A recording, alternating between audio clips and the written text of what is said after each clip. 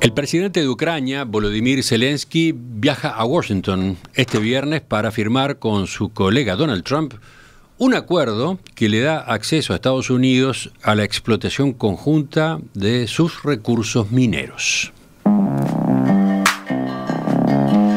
Por medio de este contrato, cuyos detalles todavía no se conocen, Trump busca un resarcimiento por la ayuda aportada por Washington a Ucrania desde que este país fue invadido por Rusia hace 3 años.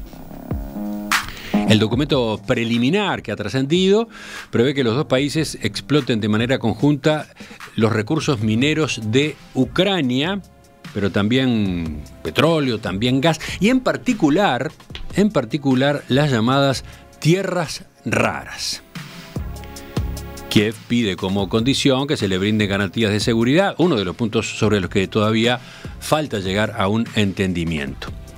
Ahora, ¿cómo se explica el interés de la administración Trump por los minerales ucranianos?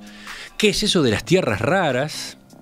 ¿Por qué a 3 años del inicio de la guerra parecen jugar un rol tan clave las tierras raras en la posible resolución de la invasión? Se sabe que son minerales clave para industrias de alta tecnología, pero ¿por qué? ¿Qué propiedades tienen? Bueno, vamos a enterarnos, vamos a conocer algo más en los próximos minutos. Para eso estamos con la doctora Manuela Morales, geóloga, doctora en geociencias, profesora adjunta de recursos minerales en la Facultad de Ciencias de la Universidad de la República, integrante además del PDCIVA. Manuela, buenos días, gracias por acompañarnos. Buenos días, Emiliano, muchas gracias por la invitación. Al revés, para nosotros es muy importante lo que tú puedas aportarnos. Varios oyentes están intrigados y queriendo saber. Entonces, te pregunto en primer lugar por el nombre, ¿no? Dijimos tierras raras, y creo que ese nombre no viene del hecho de que sean raras de aspecto, sino de la cantidad, ¿no? De la escasa cantidad que hay en el mundo, ¿puede ser? En realidad no, en realidad las tierras raras son llamadas así porque no se encuentran en forma pura en la naturaleza. En realidad el Clark, que es una forma que tenemos los geólogos y en geoquímica para medir qué cantidad hay de un elemento en la corteza terrestre, en realidad es muchísimo más alto que el del oro. Ajá, así que hay más tierras raras que oro. Sí, hay más tierras raras que oro, sí. Sí. Bien. Hay 200 ppm, partes por millón, o sea, 1 dividido 1.000.000 de tierras raras así en general en la corteza terrestre, y 0,04 ppm de oro. Ajá. O sea, hay muchísimo más tierras raras. ¿Y cómo están distribuidas en el mundo? Bueno, la naturaleza distribuye con sus procesos geológicos los distintos minerales dependiendo de cómo es el comportamiento que tiene el elemento químico, dependiendo de sus propiedades químicas. Y bueno, las tierras raras, como decía, nunca aparecen solas, siempre aparecen dentro de, o sea, no aparecen, no sé, el lantano no aparece solo, puro, como el oro sí, ¿no? Entonces aparece dentro de minerales que pueden ser la monacita, o la bastanacita, o otro par de minerales que son, bueno, bastante raros, que se acumulan muchas veces en depósitos de arenas. Las arenas negras, por ejemplo, pueden tener monacita, y la monacita puede tener un porcentaje de algunas de estas tierras raras. Ajá, bien. ¿Por qué se les dice tierras? Empezamos por lo de raras, ahora te pregunto por tierras. ¿Son tierra? Bueno, eso es un término que se usaba antiguamente para llamar a los óxidos. Los metales, ¿no? Todos los elementos estos de las tierras raras son elementos químicos que son metales. Los metales pueden asociarse o al azufre o al oxígeno. Los que se asociaban al oxígeno antiguamente se les llamaba, o los químicos les llamaban tierras, porque estaban asociadas al oxígeno. Es por eso que se les llama tierras, ¿no? Ajá. Todos los minerales que tienen, los minerales de mena, que les decimos los geólogos económicos, los minerales que tienen las tierras raras son, óxidos o fosfatos o carbonatos o óxidos, justamente, que tienen oxígeno y no azufre. Ajá. Igual el nombre de tierras me sigue haciendo ruido. Sí, es como un nombre como histórico, digamos, y le quedó, porque en realidad las tierras raras químicamente son lantánidos, y es como más fácil decir tierras raras que decir lantánidos. Entonces, bueno, por eso es que se le llama así. Las tierras raras en realidad engloban los lantánidos, que la mayoría tiene un uso para la industria, sobre todo para la industria, y después los actínidos, que en realidad ahí tenemos solo dos que tienen uso, que son el uranio y el torio, pero que en realidad no clasifican como tierras raras porque ya de por sí ya tienen un uso energético aparte, entonces está. Y después tenemos el escanio y el itrio, que no son tierras raras sensu estricto, pero igual como tienen un comportamiento geoquímico muy similar, se las engloba dentro de las tierras raras. Acá me aporta un oyente, a ver, Soledad dice, los óxidos son coloreados o negros, por eso lo de tierras. ¿Puede ser? Bueno, puede ser. ¿Puede ser, sí, los óxidos sí, en general pueden ser, tienen muchísimos colores. Los metales, los minerales metálicos tienen... En general sí, puede que tengan más colores más rojizos, más negros, y los sulfuros tienen colores más variados, más amarillos, dorados, iridiscentes. Ahí está. Puede ser. Y estas son óxidos, efectivamente, ¿no? Decías, estos son óxidos, sí, son óxidos. Fosfato, que es un tipo especial de óxidos de fósforo, o carbonato, es un óxido de carbono, u óxidos. Qué viaje que estamos haciendo a química de educación secundaria, ¿no? Química del liceo. Sí, bueno, la geología y el estudio, la parte, digamos, la geología económica, que es la parte de la geología que estudia los recursos minerales, se basa muchísimo en la química, sí. En la química. De todos modos, te confieso que yo, de aquella época, de las clases de química a las que asistí, no recuerdo estos nombres, ¿no? No recuerdo. Los lantánidos, por ejemplo. No son famosos para nada estos nombres, no. Así que bueno, para ir resumiendo por acá, las tierras raras son lantánidos, y por ejemplo eso implica el lantano, el cerio, el disprocio. Sí. Y por otro lado decías el itrio. El itrio y el escandio. El escandio. Bueno, vayan anotando. De eso, entonces, de eso va esto de las tierras raras. Ahora, ¿qué propiedades tienen y por qué son tan codiciadas? Algo ya mencionaste, pero vayamos más a fondo en este punto. Bueno, son metales pesados, y tienen como aplicaciones bastante modernas. Hay otra cantidad de metales, yo que sé, el plomo, el cobre, el oro, que se usan desde hace miles de años por la humanidad, el hierro. Estos son todos que tienen unos usos como específicos, y bueno, todos saben para qué se usa el hierro, el oro. Las tierras raras se han usado sobre todo en las últimas décadas y en la última década, porque tienen aplicaciones tecnológicas por sus propiedades específicas, que la verdad que las propiedades químicas específicas tendrías que hablar con un químico, que son los que saben más de eso. Yo sé cómo se distribuyen en la tierra y cómo se comportan y las aplicaciones que tienen, pero la parte más química industrial, de por qué se usan en esa industria, eso no lo sé, pero se usan para la fabricación del acero, se usan como catalizadores, para la refinación del petróleo, como superconductores, y las tecnologías, los teléfonos inteligentes, las pantallas inteligentes, o sea, todas las aplicaciones nuevas, digamos, de los últimos años. Y el neodimio, por ejemplo, se usan los imanes de neodimio, que son los imanes superpotentes. Mira, tengo acá un ejemplo. El escandio aumenta la resistencia de las aleaciones de aluminio. Bueno, bien. Y el itrio mejora la ductilidad y la conductividad eléctrica. Claro, por eso se debe usar como superconductor. Sí, y el itrio se emplea en pantallas de televisión, computadoras y teléfonos móviles. Claro, tienen todas estas aplicaciones que hoy en día, bueno, es imposible el vivir, digamos, sin estas tecnologías, ¿no? Ya no lo podemos concebir.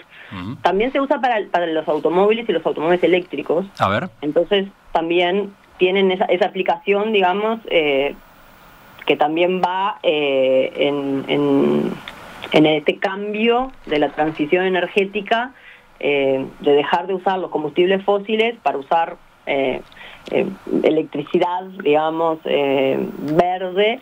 Y bueno, ahí es un poco uno de los temas, digamos, polémicos con esto no uso del petróleo y sus refinados, porque, bueno, eso significa que tenemos que explotar más minerales para poder cubrir la demanda de autos eléctricos, por ejemplo. Bueno, y uno de los minerales son las tierras raras, justamente. Sí, sí, es el lado B, el lado oscuro de esta transición energética. El lado que nadie lo cuenta. Sí. Sí. También veía que algunas de estas tierras raras se emplean en la construcción de aerogeneradores. Sí, en aerogeneradores también tienen usos médicos y usos militares también. El combo es completo, efectivamente. Es completo. Entonces, son necesarios en una serie de industrias y producciones absolutamente vigentes, absolutamente relevantes en el mundo en el que estamos viviendo hoy. Sí, además se siguen encontrando nuevas aplicaciones, porque bueno, son muchos, ¿no? Uno engloba las tierras raras. Yo creo que no hay ningún grupo de recursos minerales metálicos que tengan tantos metales diferentes. Entonces cada metal tiene su potencial, digamos, y eso se sigue investigando. Enseguida veo algunas preguntas más. Bueno. Te diré que tengo una cantidad de oyentes enganchados con la entrevista y con sus propias preguntas. Bueno. A ver, bueno, hay algunos que aportan, ¿no? Aportan por el lado que hace unos minutos recorríamos. Daniel, por ejemplo, dice: tierras raras se utilizan en semiconductores, chips y sensores para celulares, tablets, PC, relojes, GPS, autos, etcétera. Ahí tenemos, ¿no? ¿Qué pasa? Agrega: solo se requieren algunos miligramos por dispositivo, pero bueno, son miles de millones de dispositivos que se están fabricando permanentemente, ¿no? Claro, y que tienen además que no se reciclan. Son muy difíciles de reciclar porque se usan tan poquito que no es rentable, después de la vida útil, digamos, de un celular, sacar itrio, por ejemplo, de adentro de un celular. No, entonces, bueno, se descarta. Eso, sí. Bueno, a ver, dos cosas más. ¿Cómo se extrae y dónde andan? Vamos ahí por partes. Tengo entendido que por la característica de estas tierras raras, la extracción resulta compleja y también cara, ¿puede ser? Bueno, sí, en realidad se extraen como cualquier recurso mineral metálico, o como la mayoría de los recursos minerales metálicos, a través de la minería. Minería a cielo abierto o subterránea. El tema es que en general las tierras raras son como subproductos de otras extracciones mineras. Del uranio, del níquel. Entonces, como que en general no se extraen por sí mismas, digamos. Ajá. Sino que, bueno, vienen de chapa, por así decirlo. ¿Y el proceso de purificación, de separarlas de los otros minerales, cómo es? Claro, eso es como un poquito más complejo. Ahí tenés que separar el mineral que lo contiene, estos minerales de mena que yo decía hoy, ¿no? La monazita, la basnacita, la cenotima y la loparita son los minerales que tienen estos elementos, y hay que, bueno, separarlos a ellos, y después por procesos químicos de diversa índole se separan los óxidos. A ver, vamos de vuelta, vamos por partes. A propósito de eso, de cómo es la purificación, ¿no? La separación, veía un experto que hacía la comparación con alguien que tiene delante de sí un plato de sopa y debe extraer la sal que se usó para la condimentación. Sí, exacto. Yo por algún lugar tenía cuál era el porcentaje mínimo que tiene que tener un depósito para que se pueda sacar, por ejemplo, en depósitos minerales, o sea, en lugares donde, en el lugar de la corteza terrestre donde está estos metales, ahí, bueno, se abre una mina, porque, bueno, antes de la purificación viene toda la parte de la extracción minera, que no sé, en realidad sí se sabe mucho, pero hay minería como, bueno, cielo abierto, subterránea, minería en roca dura y minería en sedimentos, digamos, en depósitos sedimentarios, que era lo que yo hablaba hoy. En roca dura es mucho más costoso extraer porque tenés que romper la roca y eso tiene, bueno, un costo, digamos, de romper, ¿no? De romperla, sacarla de la tierra, triturarla, molerla, ¿tá? Y vos vas a sacar, de ahí vas a sacar 2 a 6% de óxidos de tierras raras. O sea que de tierra rara pura va a ser un poco menos. Uh-huh. Eso es bueno, eso en realidad era lo rentable hace unos años, en el 2011. ¿tá? Y después de eso, vos tenés que ahí que separar las distintas tierras raras para su aplicación. Si las querés pura, si querés el lantano puro, eso va a ser mucho más costoso que si querés el lantano mezclado con las demás tierras raras. Ahí entran en juego procesos químicos. Ahí entran procesos químicos, ahí hay que hablar con la gente que se dedica a esa parte, que tampoco son los geólogos. Los geólogos van y te descubren el depósito, pero después todo lo que viene después ya son procesos químicos que son recontra complejos, mucho más complejos que para el oro, por ejemplo. Son recontra complejos y contaminantes también. Bueno, potencialmente contaminantes. Eso depende cómo se haga, los controles que hayan, como con toda actividad humana. Ajá. ¿no? Pero ahí hay un punto delicado. Hay un punto delicado, sí, claro, sí. Pero la minería, cuanto más controles tenga, ¿no? De las agencias ambientales, de las agencias mineras, de la sociedad mismo, bueno, se puede realizar de forma no contaminante como ocurre con otras industrias. Pero si no hay controles, las empresas normalmente siempre tratan de maximizar las ganancias y minimizar los costos, ¿no? Entonces, bueno, uno de los costos que van a tratar de minimizar son estos costos ambientales. Y eso es global, digamos, no solo en minería ocurre. En minería a veces es como un poco el malo de la película, ¿no? Pero bueno, o la mala de la película, pero no es necesariamente culpa de la minería en sí, sino de quién la lleva a cabo y quién lleva los controles a cabo. Para ir completando el enfoque, me falta, digamos, lo geopolítico, que a su vez está atado a cómo se distribuyen estas tierras raras por el mundo, ¿no? A sí. Trump parece que le interesa de manera tan especial estos yacimientos en Ucrania, porque hoy por hoy el mayor productor de tierras raras es China. Sí, China lidera la producción de tierras raras hace muchos años. Y también es el que tiene las mayores reservas mundiales. O sea, en las tierras raras, censo estricto y censo lato. Y Estados Unidos no tiene reservas de tierras raras. Tiene solo de ítero, que me fijaba por acá hoy.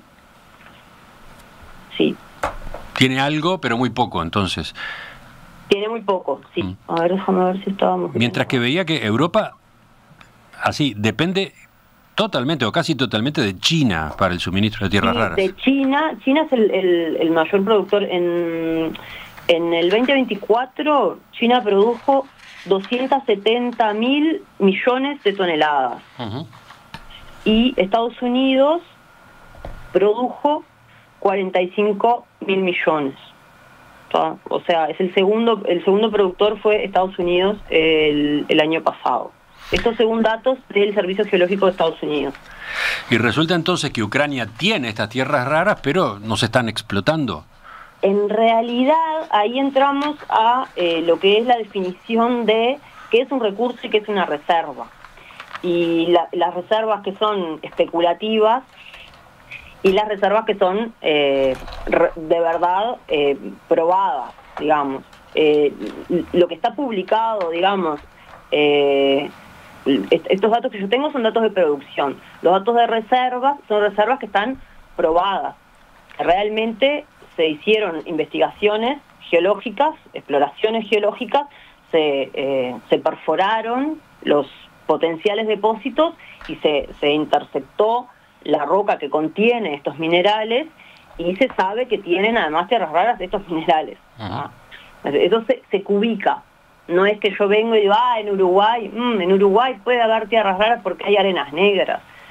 Tenemos reservas, vamos a explotar rocha. No, eso no es así. A mí me parece que pasa a veces que la gente que no sabe mucho de cómo se definen las reservas mineras, piensa que un país que tiene el potencial va a tener una mina en 5 años o en 3 años, debe pensar Trump. Pero en realidad, para vos llegar desde una reserva especulativa a una reserva probada, que con la reserva probada podés abrir una mina, tiene que pasar un montón de tiempo y un montón de investigaciones y un montón de inversión en geólogos, en ingenieros de minas, en químicos, en un montón de personas que investiguen eso y comprueben que realmente haya o no. En definitiva, entonces, si nos detenemos en Ucrania, ¿cuál es tu diagnóstico? Que hay que investigarlo. Te digo en unos años. No me jugaría como Trump. Ajá. Pero hay un montón de cosas que yo no haría como las hace Trump. Bueno, esa es otra historia. Lo cierto, claro, es que hay una sed enorme por estas tierras raras, claro, y hay que poner la atención de la energía y los recursos, no digo donde sea, pero donde haya un potencial, ¿no?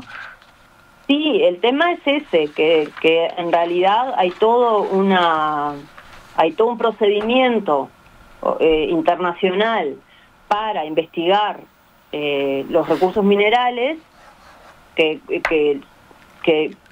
me parece que acá no se está siguiendo ese procedimiento. Ajá. Acá me parece que está viendo como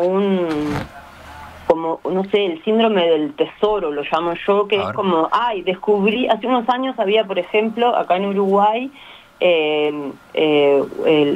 un político que tenía como que teníamos en Uruguay un recurso mineral y nos íbamos a volver ricos con ese recurso mineral, y en realidad todos los geólogos, que yo todavía no lo recibía, pero todos los geólogos con los que yo hablaba decían, pero no hay indicios, ese mineral sí está, pero nadie nunca lo estudió y no sabe qué extensión hay, ni en superficie ni en profundidad.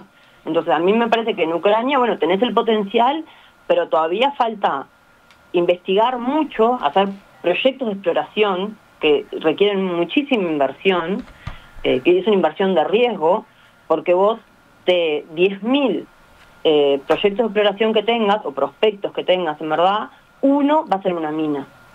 Eso es lo que globalmente, más o menos, es la tasa de éxito, digamos, de las exploraciones mineras.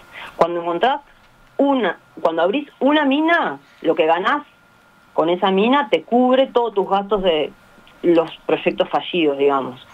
Pero en realidad es muy poco probable, es muy difícil encontrar un depósito mineral.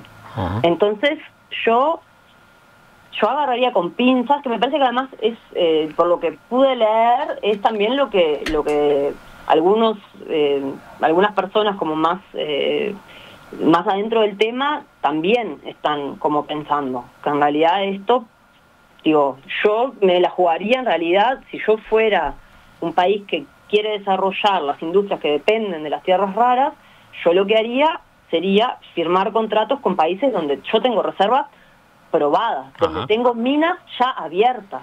Porque además una cosa es vos tener una reserva probada y otra cosa es tener una mina abierta. Porque a veces vos tenés que la población se te pone en contra, que está en todo su derecho, y no podés abrir la mina. Entonces tenés el recurso ahí, lo tenés medido, tenés las reservas, porque tenés el recurso, lo mediste, eso significa tenés las reservas, pero no podés abrir la mina. Entonces, ojo, digo, no es muy difícil, no es como en las películas, ¿no? Que las películas de ciencia ficción, que van a un planeta, descubren un mineral y ya empiezan a explotarlo. Pero a ver, entendiendo lo que decís, mi pregunta es, lo que trae por medio es esta dependencia que tanto Estados Unidos como Europa, pero en particular Estados Unidos, terminan teniendo de China como proveedor de las tierras raras, ¿no? Como que se quiere romper esa dependencia, tener alternativas. ¿Dónde se podría hacer acuerdos teniendo en cuenta lo que señalabas, que hubiera ya cierta seguridad o que directamente ya estuvieran en explotación los yacimientos?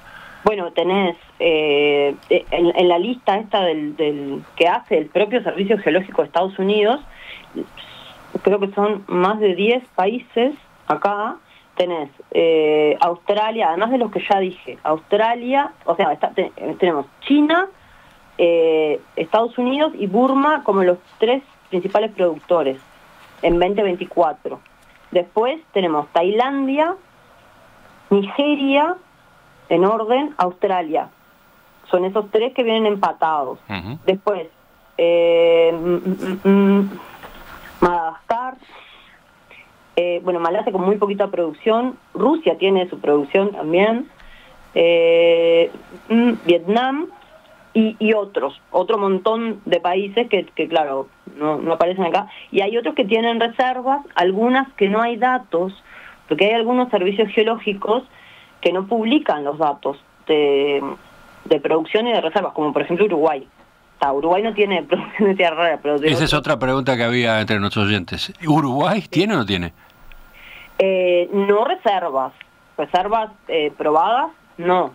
Tenemos potencial, lo que yo decía hoy, en las Arenas Negras, en Rocha y en otros lugares de la costa, hay el mineral monazita, que es uno de los minerales que es mineral de mena de las tierras raras. Pero yo no sé si alguna vez se hizo una investigación para ver cómo es, porque la monazita puede tener o no cerio, puede tener o no lantano, entonces no sé si alguna vez se hizo realmente una investigación de las monacitas que tenemos para ver cuánto tiene de tierras raras, y a la vez ahí vos tenés que cuantificar en las Arenas Negras cuántos óxidos de tierras raras tenés, y esos, y además en realidad son arenas negras que están en rocha, o sea, ahí seguro que vas a tener un problema ambiental porque no son fáciles de explotar las arenas negras que están en la costa o cercanas a la costa, ¿no? Por ahora, lo cierto es que no estamos en el mapa. En ese mapa no estamos. No. ¿Y Brasil? No. ¿Brasil sí está? Sí. Brasil tiene, no mucha producción, pero tiene bastantes reservas. Sí.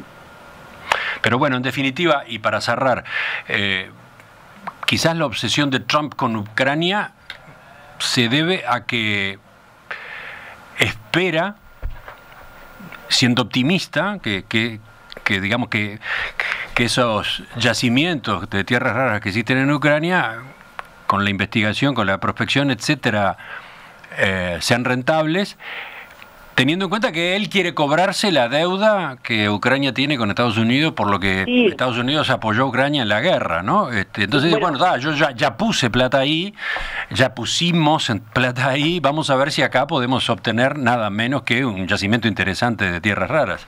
Sí, en realidad ahí te voy a hacer una corrección, que es, Ucrania no tiene yacimientos, porque yacimiento es cuando tú tenés un depósito que puede ser explotado hoy. De acuerdo, sí. Ellos no tienen eso, no tienen ni siquiera depósitos. O sea, para mí, o sea, ellos lo que tienen, es prospectos. Tienen como lugares donde podés investigar. Sí, de acuerdo. Pero hasta donde yo he leído, ellos no tienen como lugares ya delimitados como para abrir una mina ahí. Entonces, a mí lo que me parece que le pasa a Trump es que no está bien informado del todo y no entiende exactamente cómo funciona la industria minera. Porque la industria minera tal vez es un poco diferente a otras industrias, ¿no? Con todo esto de los tiempos de exploración y la cantidad de inversión que hay que hacer y esto de que son inversiones de riesgo, o sea, se pierde plata, se pierde mucha plata. Entonces, bueno, nada, a mí también me parece que lo que le pasó a Trump es que se lo ofrecieron, porque Ucrania le ofreció a Trump esto. Y bueno, cualquier país desesperado por seguir recibiendo más ayuda puede llegar a ofrecer cosas que en realidad tal vez no hay, a ciencia cierta, no las tiene. Podría pasar que este fuera un muy buen negocio, entre comillas, para Ucrania, ¿no? Que teniendo en cuenta que digamos que lo que tiene en materia de tierras raras no es algo confirmado ni se sabe cuánto rinde, bueno, pudiera estar arreglando de esta manera esa deuda que a su vez Estados Unidos vía Trump quiere cobrar, ¿no? Sí, el tema es si querés tener a Estados Unidos explotándote minerales en tu país, claro. No sé. Pero bueno, tampoco, esto sería como en realidad, sería como hacer una cosa totalmente explícita de cosas que se han hecho en otros países de forma implícita, encubierta, que en realidad no Entiendo. lo vemos. Es lo que siempre se dice de Estados Unidos y sus ayudas a otros países, ¿no? Que siempre hay intereses ulteriores. Me parece que acá lo que están haciendo es diciendo, bueno, esto lo ponen sobre la mesa, totalmente. Manuela Morales, geóloga, doctora en geociencias, profesora adjunta en recursos minerales en la Facultad de Ciencias de la Universidad de la República.